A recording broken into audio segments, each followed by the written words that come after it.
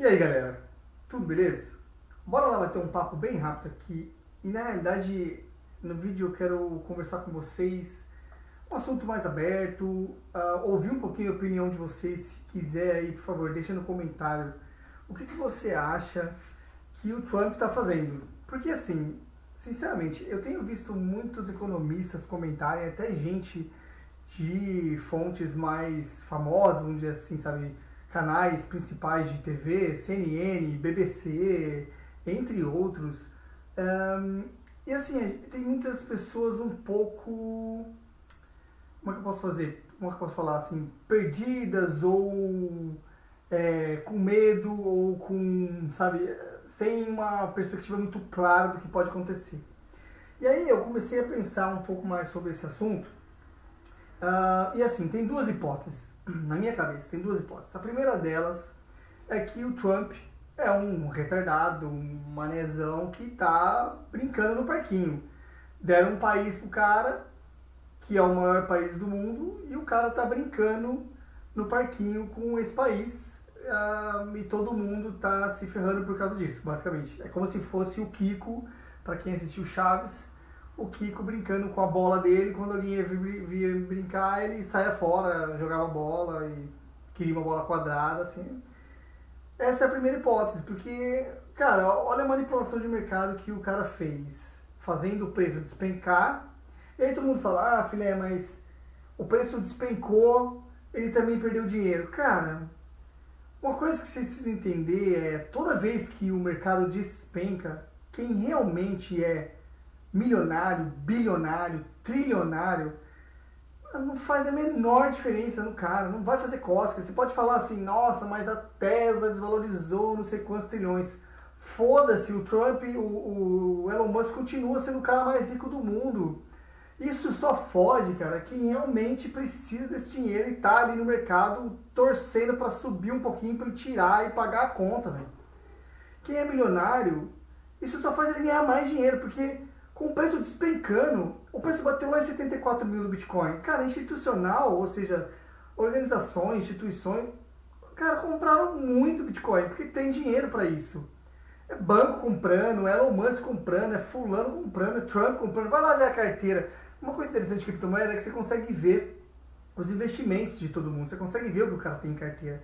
Vai lá ver a carteira do Trump para você ver se ele está no prejuízo.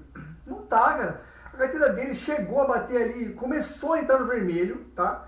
Agora nessa semana de pânico que teve quando ele anunciou as tarifas, começou a entrar no vermelho para TRX, que é uma das criptos que ele tem. Só começou, ou seja, ele estava ali meio que no 0 a 0. E agora disparou de lucro. Quem não estava posicionado no mercado teve uma excelente oportunidade para se posicionar. Então assim você se pergunta, cara, realmente quem perde dinheiro são os bilionários? São os milionários com essa queda? Não, cara, lógico que não. Muito pelo contrário, esses caras que a gente chama de baleias estão só acumulando para depois vender na cabeça de todo mundo lá no alto. Então essa é a primeira hipótese. O cara tá brincando no parquinho, fazendo o preço cair para ficar mais rico, para enriquecer todo mundo. Ele mesmo falou no discurso dele de campanha, olha, eu vou fazer vocês muito ricos, vocês vão falar, chega, eu não aguento mais, é muito dinheiro. E no dia que o cara anuncia, no dia ontem que ele anunciou que ele estava colocando em hold, né, parando as tarifas durante 90 dias para todos os países menos a China, antes disso de manhã ele tweetou, agora é hora de comprar, ou seja, é um gatilho para, cara, tá baixo, compra agora que eu vou anunciar, esse negócio vai disparar. E não deu outra. Ele anunciou lá no X e o preço disparou, foi a maior alta aí nos últimos, sei lá quantos anos da Bolsa dos Estados Unidos. Explodiu o topo lá e arrebentou de ganhar dinheiro, todo mundo que estava lá embaixo fez trilhões de dólares assim em 10 minutos. O bagulho subiu impressionante. Então assim, o cara tá manipulando o mercado, o que é completamente errado. O poder dos Estados Unidos, do mercado global, ele consegue fazer isso numa proporção, meu gato tá ganhando minha cadeira, fazer isso numa proporção inimaginável. Aliás, imaginável porque a gente tá vendo acontecer. O que a gente nunca tinha visto, é uma manipulação absurda, global. A segunda hipótese, então deixa aí se você acha que essa é a primeira hipótese. Essa é a primeira hipótese. O cara tá brincando no parquinho, fazendo milionários ficarem mais milionários e é isso, basicamente. Tá blefando ali, sempre foi o truque dele, desde o início ele já não queria ter tarifa nenhuma, ele está colocando para ganhar a tarifa zero e tal. Segunda hipótese, e essa hipótese é um pouco mais preocupante, tá? Até estava contando com a minha esposa aqui, que é o seguinte, a gente começa a ver algumas notícias um pouco estranhas acontecendo ao redor do mundo. A União Europeia, para quem não está acompanhando, o pessoal acha difícil, você deve ter ouvido falar em todo quanto é lugar, mas a União Europeia decidiu pedir para a população da Europa em geral, todos os países da Europa que fazem parte da União Europeia, criarem uma reserva de emergência. Ou seja, estocar comida, estocar água, comprar pilhas, a lanterna, sei lá, a rádio, alguma coisa assim para você se manter aí para pelo menos 3 dias. Pelo menos 3 dias, tá? E aí você ouve, assim, você começa a pegar essa notícia para analisar e você vê que nem durante a pandemia teve uma notificação, uma informação nesse sentido, tá? Que foi uma coisa muito grave que aconteceu recentemente. Eu não me lembro da União Europeia ter falado ali, desde quando eu estou aqui, pelo menos não falou, alguma coisa para você estocar comida esperando alguma catástrofe. Também não vejo nenhuma notícia falando sobre alguma catástrofe iminente para você estocar comida para 3 dias. Bom, outro fato relevante. A China mobilizou parte do seu poderio militar para um teste militar próximo à região de Taiwan. Para quem não sabe da história, Taiwan, ou seja, a população de Taiwan já foi da China uma vez, entre aspas, vamos colocar porque foram os chineses que fugiram da China lá atrás, lutaram contra o governo comunista, socialista, né, e perderam. A China hoje é um país socialista, perderam e fugiram para Taiwan, que é uma ilha que fica próxima da China, e aí ficaram por lá e institucionalizou um novo país chamado Taiwan. Mas a China, ao longo dos anos aí de história, sempre reivindicou Taiwan também como parte da China. Afinal de contas, é o povo chinês que foi para lá, portanto, Taiwan também é China.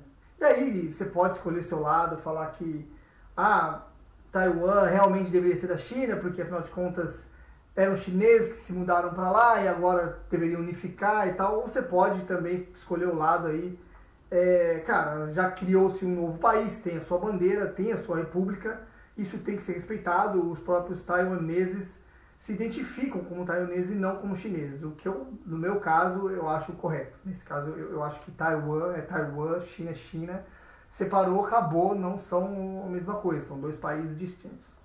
Beleza, pois bem, você pode escolher o seu lado, mas aí é uma notícia grave, Taiwan correndo o risco aí de ter um ataque, cara, a Rússia atacando a Ucrânia fortemente, os Estados Unidos não defendendo, e ainda assim falando que não vai mais defender a Ucrânia, não vai mais defender a Europa, meio que quase que ficando do lado da Rússia, mostrando uma certa fraqueza, vamos dizer assim, na parte militar, ou um certo medo talvez, pode dar mais liberdade para a China tentar fazer alguma coisa com Taiwan.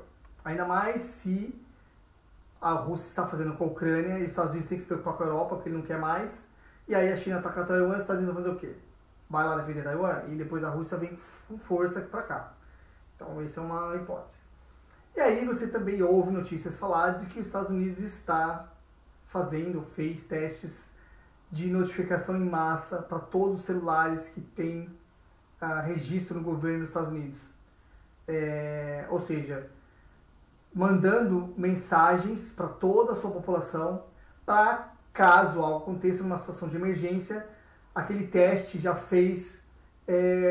garantiu que você tem essa possibilidade de avisar a sua população para, olha, aconteceu alguma coisa, vai para um bunker, ou procura abrigo, ou faz isso. Normalmente, aqui em Portugal, a gente recebe mensagens do governo no celular, porque tem muita tempestade que passa furacões aqui próximos, então toda vez que vai passar alguma tempestade com vento muito forte, alguma coisa, chuva durante vários dias, a gente recebe um aviso do governo falando, olha, procure abrigo, compre comida, 24 horas, tal, vai passar o vento, o furacão tal, com tal velocidade de vento, a gente recebe esse tipo de mensagem. É mais ou menos isso, tá? Os Estados Unidos fez um teste em massa com todos os celulares registrados no país. E a Rússia fez a mesma coisa. A Rússia fez o mesmo teste.